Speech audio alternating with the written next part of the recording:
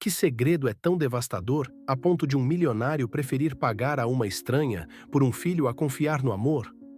Essa era a pergunta que assombrava Júlio Vance enquanto ele se sentava em frente ao seu advogado. Com uma caneta Montblanc fria entre os dedos, lá fora, as torres de Manhattan brilhavam no crepúsculo de outubro. Um reino que ele havia conquistado. Mas dentro desta cobertura no 8º andar, o ar estava denso com um desespero que nenhuma fortuna poderia aliviar.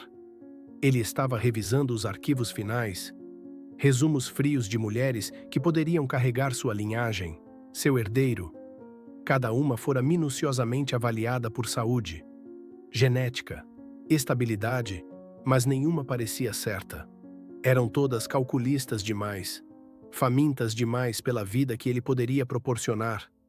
Ele precisava de alguém sem nada a perder e de, portanto, sem nada a exigir além dos termos do contrato. Encontramos uma candidata em potencial, Sr. Vance. Veio a voz do Sr. Atherton, seu advogado já idoso, cortando os pensamentos de Júlio. Ela não estava em nossa lista inicial. As circunstâncias dela são únicas. Uma foto deslizou pela mesa de mogno polido. Era uma jovem, talvez com 27 ou 28 anos, sentada em um banco de parque com um caderno de desenho no colo. Seu cabelo escuro estava bagunçado pelo vento, e seu casaco grande demais claramente não era suficiente para afastar o frio que se aproximava. Mas seus olhos, mesmo na foto espontânea, não continham nenhum traço de derrota. Eram penetrantes, focados no que quer que ela estivesse desenhando. Um fogo silencioso de orgulho queimando em suas profundezas cor de avelã. O nome dela era Elara. Sem sobrenome, sem endereço fixo. Uma artista vivendo nos abrigos da cidade. Um fantasma no sistema. Ela é perfeita? Disse Júlio. Sua voz baixa e decisiva. A reunião ocorreu 2 dias depois. Ni no opulento escritório de Júlio, mas em uma sala de conferências neutra no escritório de advocacia de Atherton. Elara entrou, cheirando a chuva e a um desafio silencioso. Ela não olhou para o luxo da sala. Não deu uma olhada no terno Tom Ford de $1000 de Júlio. Em vez disso, seus olhos se fixaram nos dele, tentando ler o homem por trás da fachada de gelo. O Sr. Atherton apresentou a oferta, de forma seca e profissional, uma soma substancial depositada em uma conta de garantia, um apartamento confortável, o melhor atendimento médico, tudo em troca de 9 meses de sua vida e de uma criança que ela nunca mais veria. Elara ouviu sem interrupção, as mãos apoiadas nos joelhos, os dedos longos manchados de carvão. Quando Atherton terminou, ela não olhou para Júlio, olhou para a cara pintura abstrata na parede. Por quê? Ela perguntou. A voz baixa e clara, sem tremor. Por que não encontrar uma esposa? Por que não adotar? Júlio não esperava a pergunta direta. Estava acostumado a uma concordância inquestionável. Essas não são opções viáveis para mim, respondeu ele friamente. Elara finalmente se virou para olhá-lo. Porque o amor é um risco e um contrato é seguro?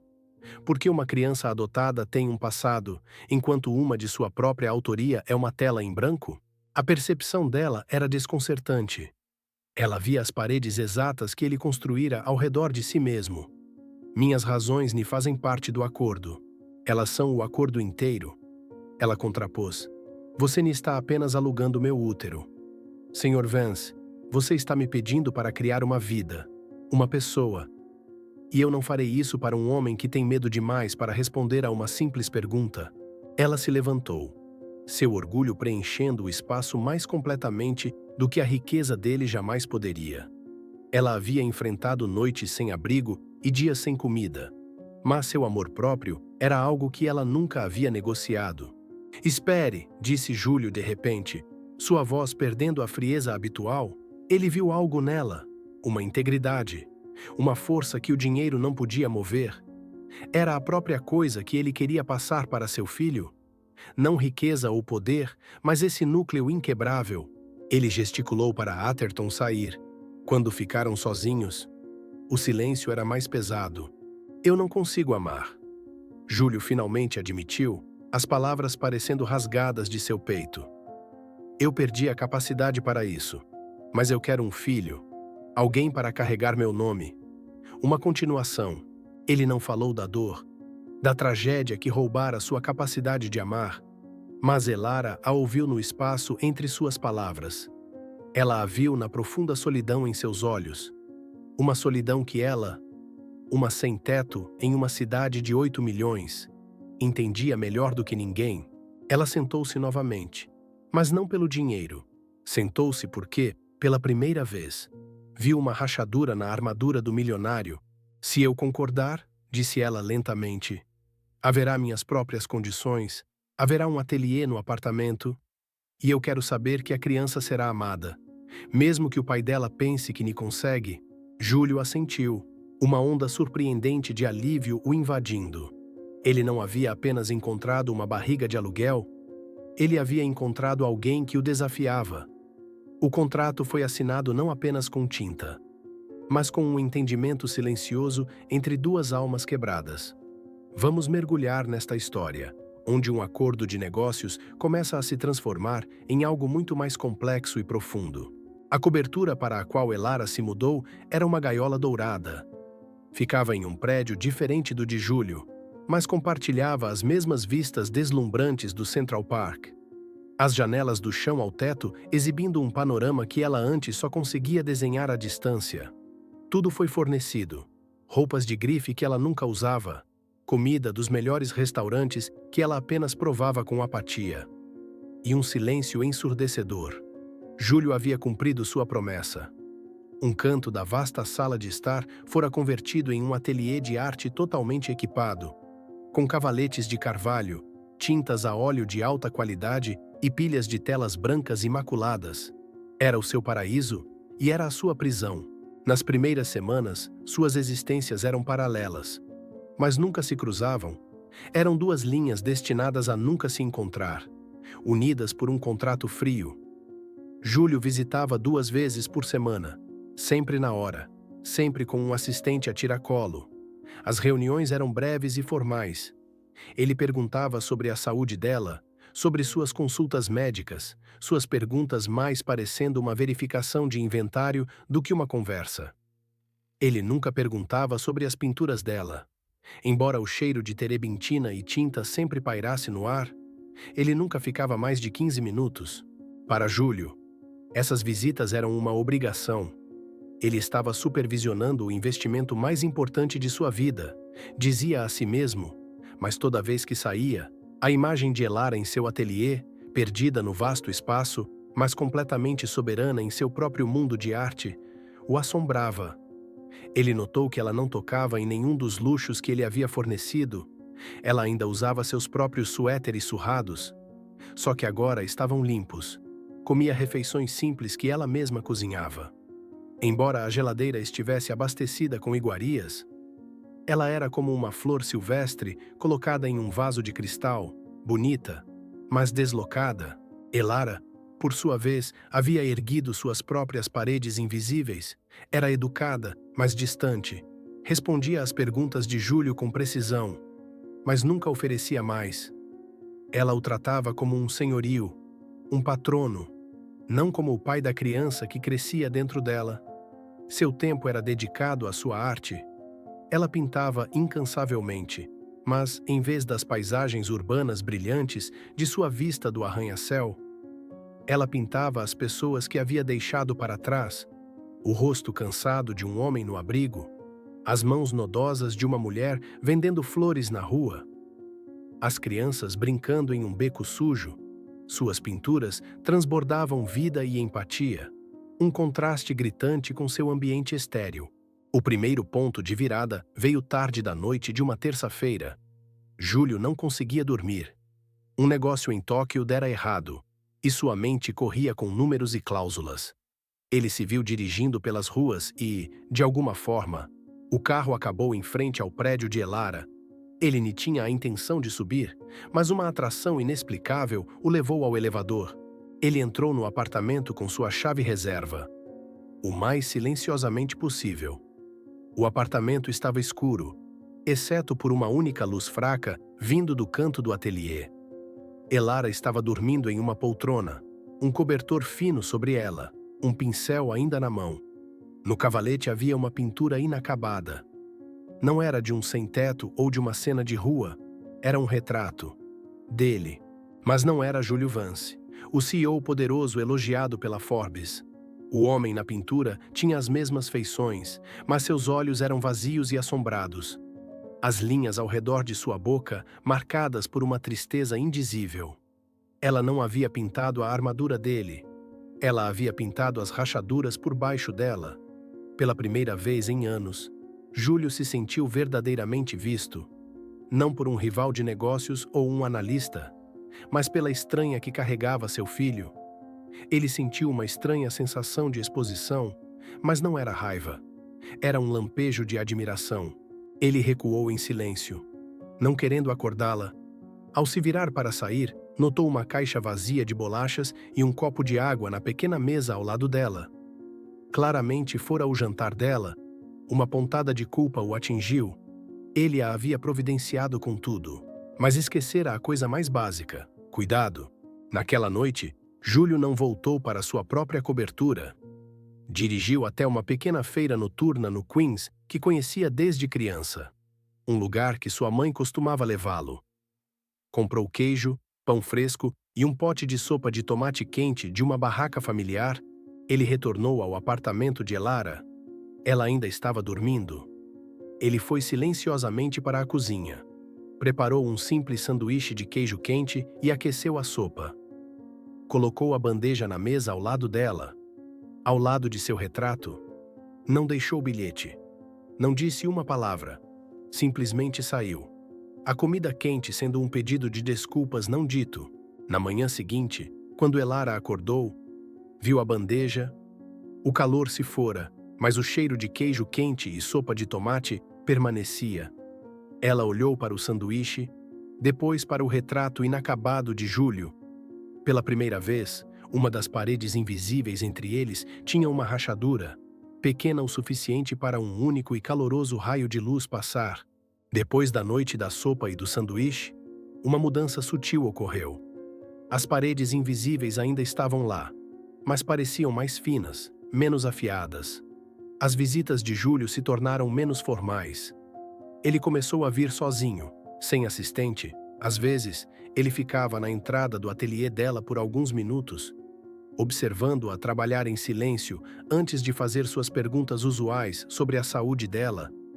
Ele nunca mencionou o retrato, e ela nunca mencionou a refeição noturna. Era o segredo compartilhado deles.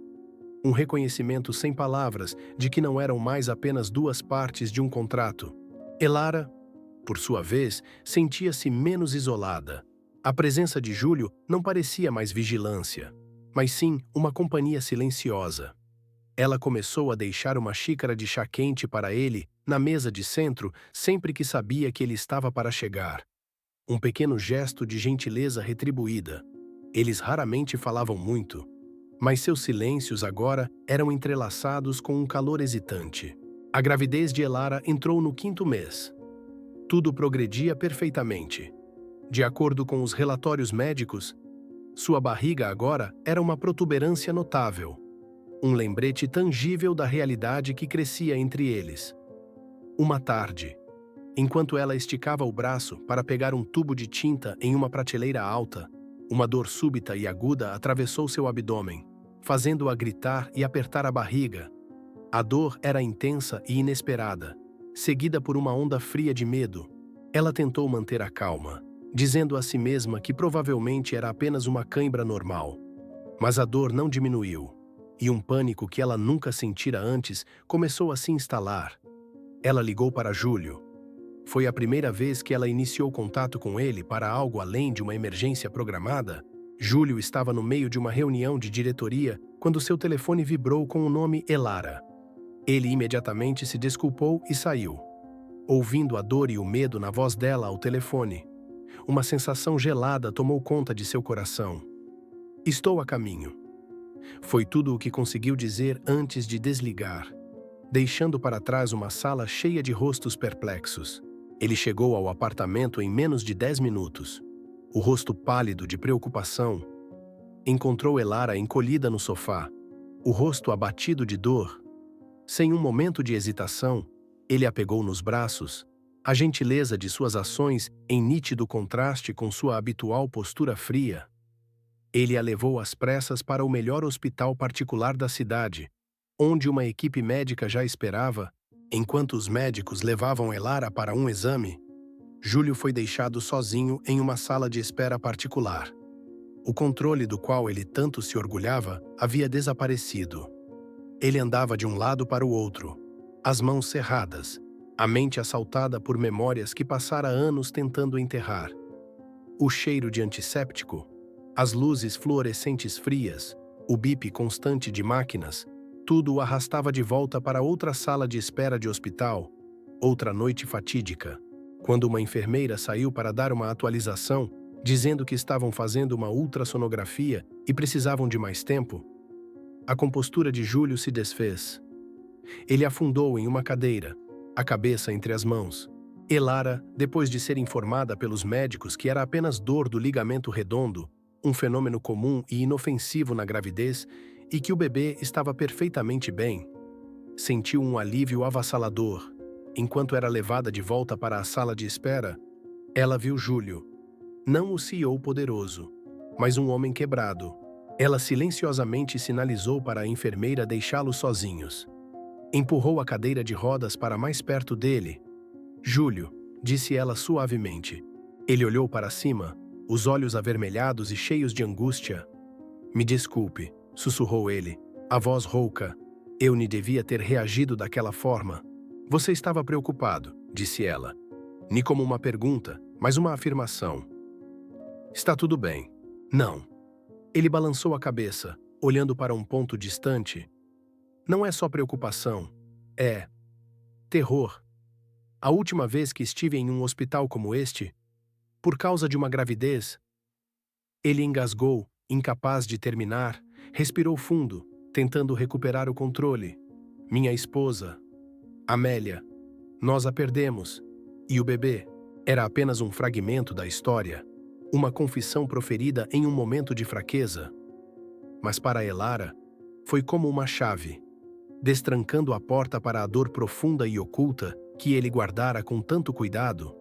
Ela finalmente entendeu seu medo, sua distância, a razão por trás deste contrato insano. Ele não era um homem sem coração, era um homem cujo coração fora estilhaçado. Elara não disse nada. Simplesmente estendeu a mão e a colocou em seu braço trêmulo. Foi um toque simples, mas que transmitia profundo conforto e compreensão. Não era pena, mas pura empatia. Naquele momento, ele não era o benfeitor dela. E ela não era sua barriga de aluguel. Eram apenas duas pessoas, conectadas por um senso compartilhado de perda, a dele do passado, a dela da segurança, e uma frágil esperança pelo futuro crescendo dentro dela. O eco do passado fora falado, e no silêncio que se seguiu, uma semente de conexão verdadeira começou a brotar. O incidente no hospital mudou tudo. A confissão fragmentada de Júlio sobre Amélia havia rompido a represa que continha suas emoções. E o conforto silencioso de Elara havia construído uma ponte sobre a água turbulenta. Eles voltaram do hospital em um silêncio pleno e significativo, não mais estranho ou distante. Alguns dias depois, Júlio apareceu no apartamento sem avisar. Ele não estava de terno, apenas um simples suéter de cachemira e jeans. Você gostaria de ir a algum lugar comigo? Ele perguntou. Seu tom hesitante, quase inseguro.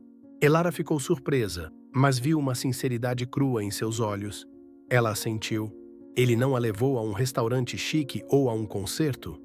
Em vez disso, dirigiu para uma rua tranquila no Greenwich Village, parando em frente a um antigo brownstone, sua fachada coberta de era. Ele a guiou para dentro, por um corredor estreito, e abriu uma pesada porta de carvalho. Eles entraram em um vasto espaço, inundado de luz natural vinda das claraboias. Era uma galeria de arte, mas diferente de qualquer uma que Elara já tivesse visto. Faltava-lhe qualquer ar comercial e polido. Em vez disso, parecia profundamente pessoal, quase sagrado. As paredes estavam cobertas de pinturas, todas no mesmo estilo. Faixas ousadas de cor, linhas expressivas, capturando momentos fugazes de beleza na vida urbana, uma poça d'água refletindo o céu, uma flor crescendo através de uma rachadura na calçada, o olhar nos olhos de um estranho no metrô. Onde estamos? Elara sussurrou, sentindo a energia criativa do espaço. Isso era da Amélia, disse Júlio suavemente. O ateliê dela e a galeria dela, ela sempre sonhou em ter um lugar para compartilhar sua arte, não para vender, mas apenas para se conectar. Elara caminhou lentamente pela sala, o coração batendo forte, parecia que estava andando através de uma alma. Cada pintura era um pedaço de Amélia. Ela podia ver a alegria, a tristeza e a sensibilidade da mulher que nunca conhecera. E então ela entendeu. Júlio a trouxera ali, ao lugar de descanso de sua memória. O lugar onde o espírito de sua falecida esposa ainda vivia. Júlio parou ao lado de uma pintura em particular, a maior da sala. Retratava um casal dançando na chuva, suas formas borradas, derretendo-se uma na outra em um abraço alegre. Ela pintou isso depois da nossa lua de mel, disse ele, a voz embargada de nostalgia. Ele finalmente se virou para Elara, os olhos claros e desprotegidos. Amélia era o meu mundo, começou ele. E desta vez a história saiu inteira, não mais em pedaços. Nós nos conhecemos na faculdade. Ela me ensinou a ver o mundo através dos olhos de uma artista. Ela via cor onde eu só via números, poesia onde eu só via transações. Ele falou de seu casamento, de suas risadas, de seus sonhos compartilhados. E então ele falou de seu desejo por um filho, de sua alegria quando descobriram que Amélia estava grávida. Sua voz baixou enquanto falava das complicações. Era uma condição genética rara que nunca soubemos que existia. Apareceu rápido e brutal no terceiro trimestre. Os médicos disseram que tinham que escolher, salvar ela ou salvar o bebê, mas no final, eu perdi os dois. A dor em sua voz era tão crua e profunda que Elara sentiu o próprio peito apertar. Ela olhou para o homem à sua frente, não um bilionário frio, mas um viúvo em luto, um homem que fora roubado de tudo o que importava. Depois que ela se foi, continuou Júlio, eu fechei este lugar. Eu fechei tudo. Me joguei no trabalho, construindo um império para não ter que sentir o vazio por dentro. A ideia de amar outra pessoa, de começar uma família de novo, parecia uma traição. E o medo de que a tragédia se repetisse, era paralisante. Ele olhou para Elara, seus olhos contendo um apelo silencioso por compreensão. O contrato foi um ato de covardia. Foi a única maneira que consegui pensar para ter um filho, uma continuação de nossa linhagem, sem ter que arriscar meu coração novamente. Eu queria que um pedaço de Amélia e de mim vivesse, mas eu estava com muito medo de trilhar o caminho necessário. Transformei algo sagrado em um negócio. Eu desonrei a memória dela. Elara se aproximou dele. Ela não ofereceu clichês sobre o tempo curar todas as feridas. Em vez disso, olhou para a pintura do casal dançando na chuva. Ela não teria pensado assim, disse ela gentilmente. Alguém que podia pintar a alegria assim nunca iria querer que você vivesse na escuridão. Ela iria querer que você encontrasse a luz, de onde quer que viesse. Ela colocou a mão no braço dele, assim como fizera no hospital. Você me desonrou a memória dela. Você estava tentando evitar que ela morresse. Isso não é covardia, Júlio. É sobrevivência. Na galeria silenciosa, cercados pelo legado de um amor perdido, um novo entendimento nasceu entre eles. O contrato não era mais sobre uma criança. Tornara-se um compartilhamento silencioso do luto, um reconhecimento mútuo da fragilidade da vida. Júlio havia aberto seu coração, e Elara, com sua empatia silenciosa, mostrara a ele que carregar uma memória lhe precisava significar viver no passado. A visita à galeria de Amélia foi um ponto de virada irreversível. A atmosfera na cobertura não era mais fria. Encheu-se de conversas, hesitantes no início, depois mais naturais. Júlio começou a chegar em casa mais cedo. Ele não mais se sentava na sala de estar lendo relatórios financeiros. Em vez disso, sentava-se em uma poltrona perto do ateliê de Elara. Apenas observando-a pintar, ele perguntava sobre o trabalho dela, sobre as histórias por trás dos rostos que ela desenhava. Maravilhava-se com sua habilidade de capturar a essência de uma pessoa com alguns traços de carvão. Em troca, Elara perguntava a ele sobre seu trabalho, não sobre os números, mas sobre os desafios, as decisões difíceis. Pela primeira vez, eles se viam como pessoas completas, com suas próprias paixões, medos e sonhos. Os sentimentos de Júlio por Elara cresceram silenciosamente, como a luz da manhã que preenche lentamente um quarto escuro. Ele se viu atraído por sua resiliência, sua bondade inabalável, a maneira como ela via o mundo com uma clareza não turvada pela amargura. Embora tivesse todos os motivos para isso, ele percebeu que ansiava por ouvir sua risada, um som raro, mas genuíno. Percebeu que a presença dela havia transformado a cobertura vazia em um lugar que parecia um lar. À medida que a data do parto se aproximava, um novo tipo de pânico começou a se instalar em Júlio. Não o medo da perda, mas o medo de perdê-la. O contrato deles era explícito. Após o nascimento, Elara iria embora. A criança ficaria com ele. Estes eram os termos que ele mesmo estabelecera. Mas agora, a ideia de uma vida sem Elara, de apenas ele e o bebê no silêncio daquele apartamento, era insuportável. Ele não queria apenas o filho dela, ele a queria. Uma noite, faltando apenas 2 semanas para a data do parto, Elara estava organizando suas pinturas. Ela produzira tanto nos últimos meses, uma coleção que narrava sua jornada das ruas para esta vida estranha. Ela estava planejando sua vida para depois que partisse. Com o dinheiro na conta de garantia, ela poderia alugar um pequeno apartamento e um ateliê. Continuar sua arte. Mas o pensamento não lhe trouxe a alegria que esperava. Apenas trouxe uma sensação de vazio. Júlio entrou, segurando uma pasta. O coração de Elara afundou. Ela reconheceu a capa de couro azul escuro. Era a cópia do contrato deles. Ela presumiu que ele estava lá para lembrá-la dos termos, para garantir uma transição suave. Ela se preparou, vestindo sua velha armadura de orgulho. Elara, ele começou. A voz séria. Precisamos conversar sobre isto. Eu conheço os termos, Júlio, disse ela, tentando manter a voz firme. Você não precisa me lembrar? Júlio olhou para ela, e em seus olhos, ela não viu a frieza de um empresário, mas a vulnerabilidade de um homem apostando tudo. Ele não disse mais nada. Simplesmente pegou a pasta e, em um movimento que a deixou completamente atônita, a rasgou ao meio. Os papéis voaram para o chão como folhas de outono. Esses termos não são mais válidos, disse ele, a voz embargada de emoção. Não são há muito tempo?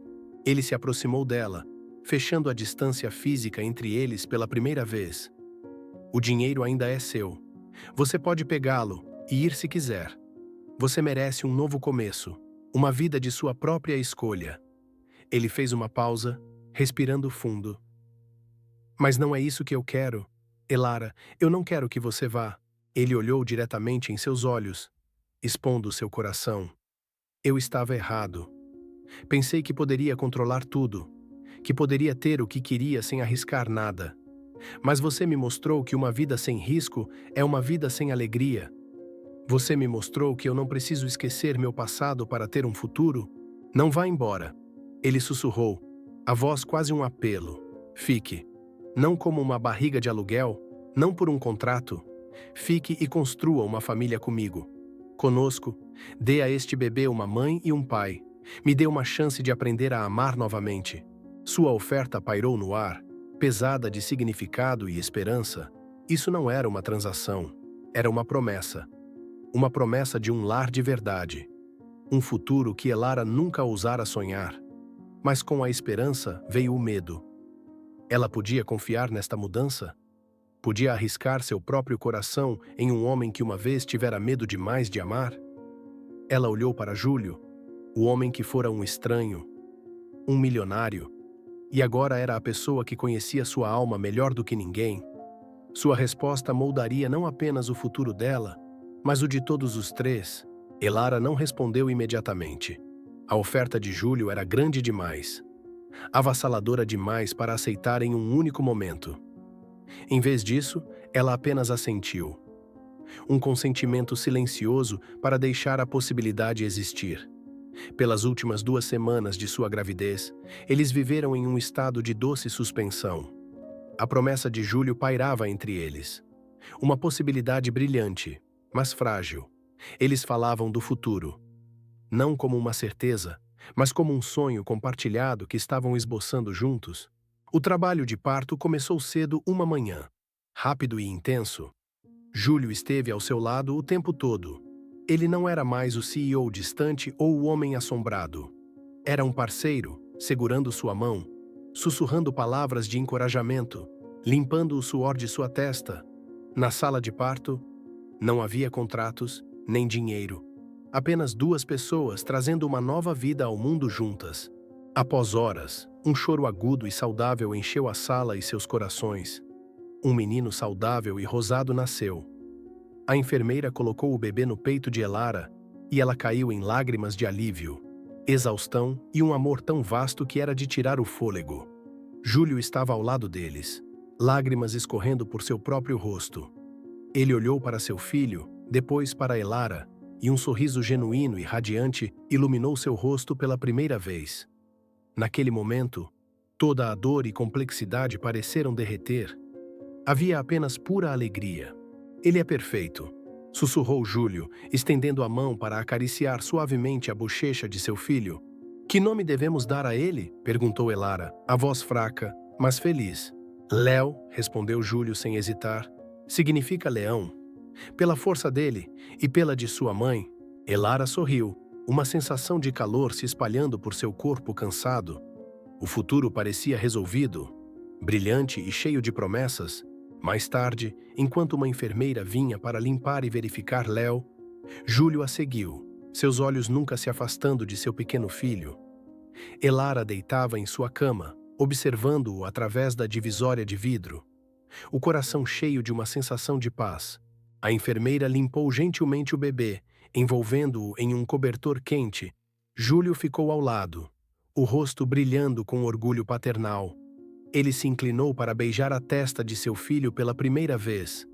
Ao fazer isso, a luz da sala atingiu o pequeno pulso do bebê, revelando um pequeno detalhe, uma marca de nascença. Era marrom clara, sua forma distinta e inconfundível. Uma pequena lua crescente. O sorriso no rosto de Júlio congelou. Ele se endireitou, os olhos fixos na marca.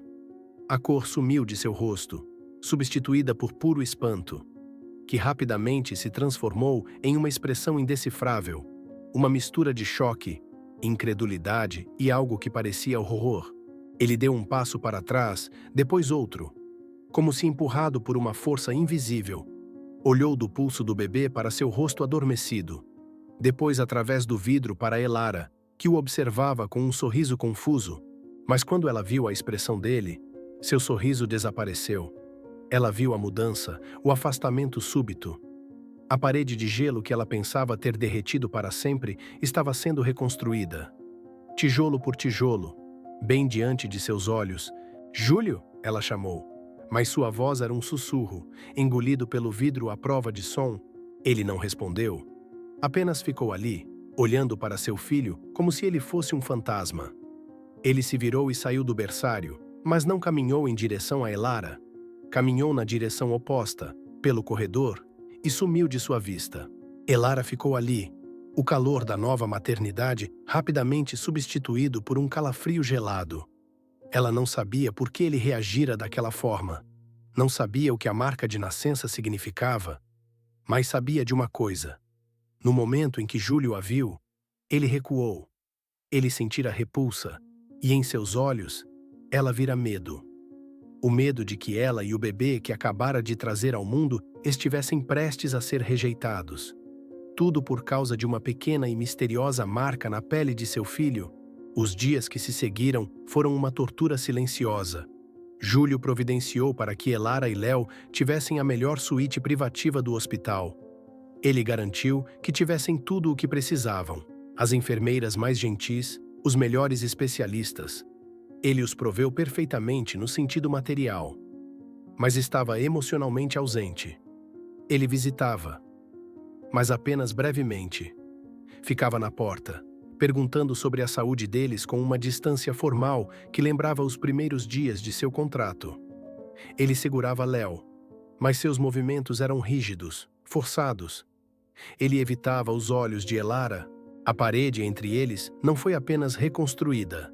Era mais alta e mais espessa do que nunca.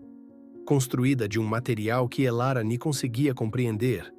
A promessa de um lar, de uma família, havia evaporado, substituída por um silêncio frio e uma pergunta ardente. Por quê? Elara tentou pressioná-lo uma vez. Júlio, o que foi? É a marca de nascença? Ele apenas olhou para ela, os olhos vazios. Conversaremos quando você se recuperar, disse ele, uma clara dispensa, e então ele saiu. O coração de Elara se partiu. Ela ousara ter esperança, confiar, e agora se sentia uma tola. Olhou para seu filho adormecido, o dedo traçando suavemente a marca de nascença em forma de lua crescente. Era tão inocente. Como algo tão pequeno poderia causar tanta devastação? Ela percebeu que, quaisquer que fossem as razões de Júlio, ela não poderia viver assim, não poderia criar seu filho em uma casa assombrada por fantasmas que não podia ver. Seu orgulho e seus instintos maternos se ergueram. Ela lhe seria um ornamento esquecido em sua gaiola dourada. Ela e Léo mereciam mais. No dia em que recebeu alta, em vez de esperar que Júlio os buscasse, Elara fez seus próprios arranjos. Usou uma pequena fração do dinheiro que ele transferira para ela para contratar um serviço de carro. Voltou a vestir suas roupas velhas. Enrolou Léo em um cobertor quente e se preparou para partir. Ela não fugiria. Sairia de cabeça erguida. Deixaria-lhe uma carta, explicando que não podia se contentar com meio amor, meia família. Enquanto estava no saguão do hospital, segurando Léo perto e esperando por seu carro, Júlio apareceu. Ele parecia exausto, assombrado, como se não dormisse há dias. Ele viu a pequena mala aos pés dela e a determinação em seu rosto. Onde você vai? Ele perguntou, a voz rouca. Encontrar um lugar onde meu filho não seja olhado como um fantasma. Ela respondeu, a voz surpreendentemente firme.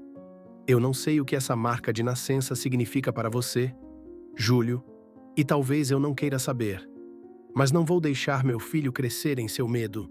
Estamos indo embora. Não vá, disse ele, dando um passo à frente. Por favor, não vá. Me dê um motivo para ficar. Ela desafiou, os olhos brilhando com o mesmo fogo que ele vira no primeiro encontro. Finalmente, Júlio desabou. Amélia, ele sussurrou, as palavras saindo em uma confissão. Ela tinha a exata mesma marca de nascença, no mesmo lugar. Quando a vi em Léo, por um momento insano, pensei que o universo estava zombando de mim, que eu estava amaldiçoado a reviver o passado, que Léo era uma reencarnação da minha dor e que você era apenas uma substituta. A dor em suas palavras era real, mas Elara não recuou. E o que você pensa agora? Júlio olhou fundo nos olhos dela, e desta vez ele não se escondeu. Eu estava errado. Passei os últimos dias olhando para as paredes, atormentado pela memória. Mas então, eu fui à galeria, olhei para as pinturas dela e percebi o que você disse. Alguém que amava tanto a vida nunca iria querer que eu fosse prisioneiro do meu luto. Aquela marca de nascença não é uma maldição. Não é a marca de Amélia em meu filho. Ele estendeu a mão. Não para tocá-la, mas para roçar suavemente o polegar na bochecha de Léo. É um sinal de que a vida continua, que a beleza pode crescer do mesmo lugar que a dor. Não é a marca dela, é a dele. E você? Ele olhou para ela, os olhos úmidos de lágrimas. Você nunca foi uma substituta. Você foi quem me salvou. Você é a mulher por quem eu me apaixonei. Ele se aproximou. A voz um mero sussurro. Fique, Elara. Por favor, me dê outra chance, não para consertar o passado, mas para construir um novo futuro. Juntos, um futuro onde o amor pode crescer das cinzas. Elara olhou para o homem à sua frente, Viu sua sinceridade crua e arrependimento. Olhou para seu filho, o símbolo vivo de seu complicado começo. Ela sabia que o caminho à frente não seria fácil. As cicatrizes ainda estavam lá. Mas desta vez, ela escolheu confiar. Não em uma promessa frágil, mas na força do amor que eles haviam encontrado nos lugares mais improváveis. Ela assentiu, e foi uma promessa para todos eles. Um ano depois, o ar em um brownstone do Greenwich Village estava cheio da risada de uma criança. Júlio reabrira a galeria de Amélia, mas agora estava diferente. Metade do espaço permanecia dedicada ao trabalho de sua falecida esposa, um tributo amoroso à sua memória. A outra metade era o ateliê de Elara, onde suas pinturas vibrantes contavam histórias de resiliência e esperança. Os dois espaços de arte, duas almas, coexistiam em harmonia. No pequeno quintal, Júlio empurrava um Léo de 1 ano, que ria, em um balanço. Elara sentava-se nos degraus, um caderno de desenho no colo, capturando o momento simples. Ela não desenhava mais rostos tristes das ruas. Agora, suas páginas estavam cheias com a imagem de um homem que aprendera a rir de novo e de um menino com uma marca de nascença em forma de lua crescente no pulso. Uma marca não de perda, mas de uma conexão milagrosa que atravessava gerações. Eles não esqueceram o passado. Em vez disso, aprenderam a viver com ele. Entenderam que o amor verdadeiro não se trata de encontrar uma pessoa perfeita ou apagar as cicatrizes. Trata-se de encontrar alguém que vê seus pedaços quebrados e te ama não apesar deles, mas por causa deles. Tratava-se de perceber que os corações mais despedaçados são, às vezes, os mais capazes de amar profundamente, pois conhecem o verdadeiro valor de serem inteiros novamente. E na quietude daquele jardim, entre a risada de uma criança e o esboço de uma artista, um contrato nascido do desespero havia verdadeiramente florescido em uma família construída sobre o amor. Obrigado por ouvir esta história. Se você gostou deste conteúdo, não se esqueça de curtir, compartilhar esta história com seus amigos e familiares e se inscrever no canal para não perder mais histórias significativas.